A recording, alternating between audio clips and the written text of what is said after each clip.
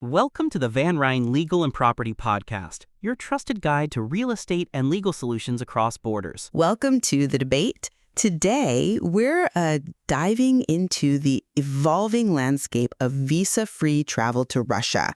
Specifically, we're looking at this new digital identification experiment, the RuID app, which came into effect or started to around June 30, 2025 for pre-registration and biometric data. Right. And the central question really is this.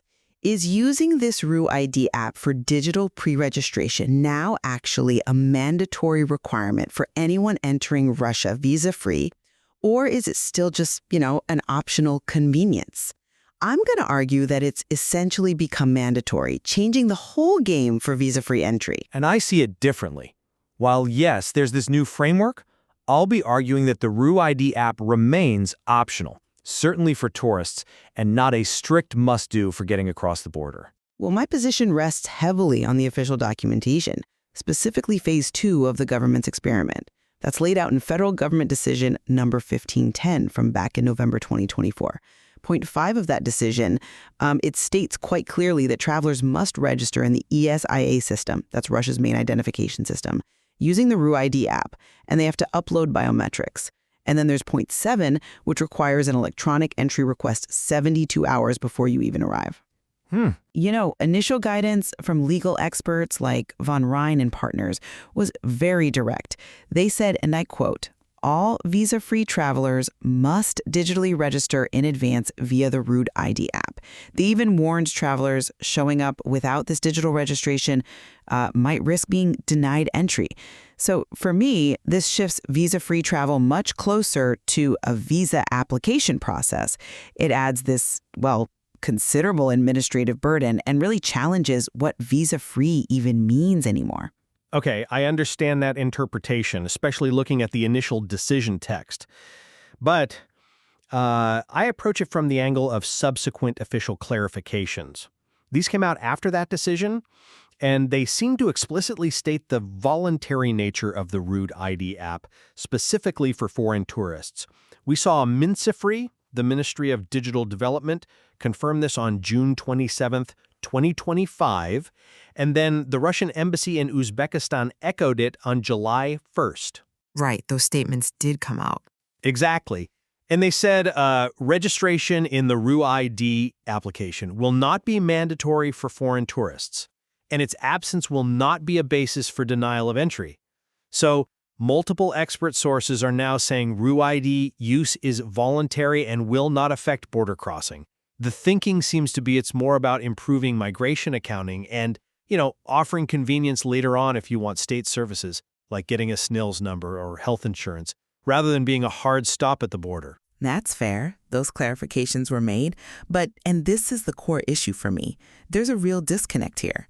You have a formal federal government decision, number 1510, detailing requirements aimed at, and these are their words, strengthening border control and building a central digital profile.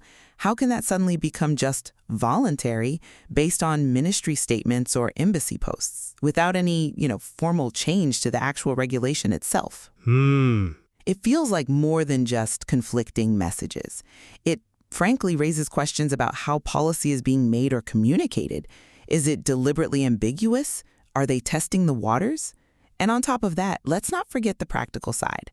The RuID app itself had, significant technical problems right from the launch on June 30th.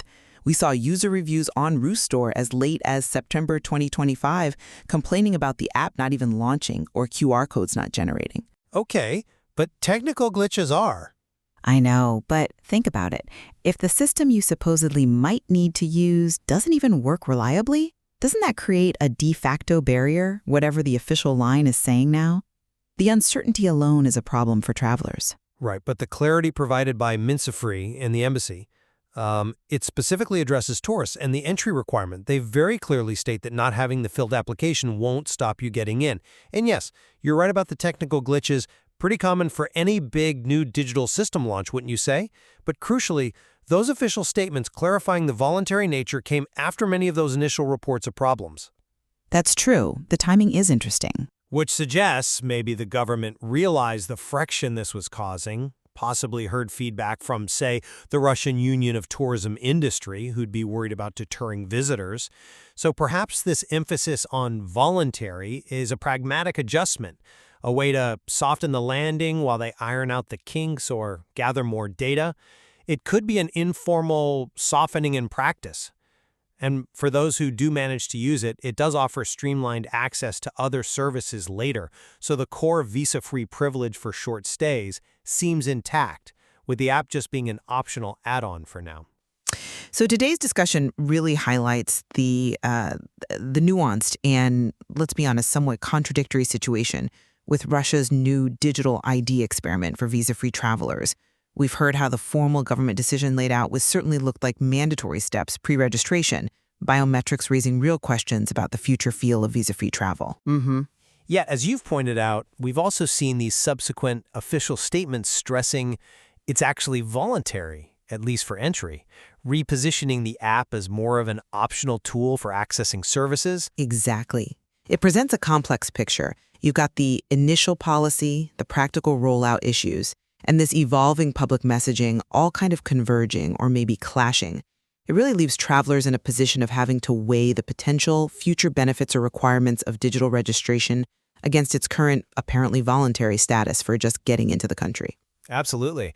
There's clearly more to unpack here as these regulations continue to evolve, and how their implementation actually plays out on the ground will be key. It certainly tells us something about how policy can shift in practice.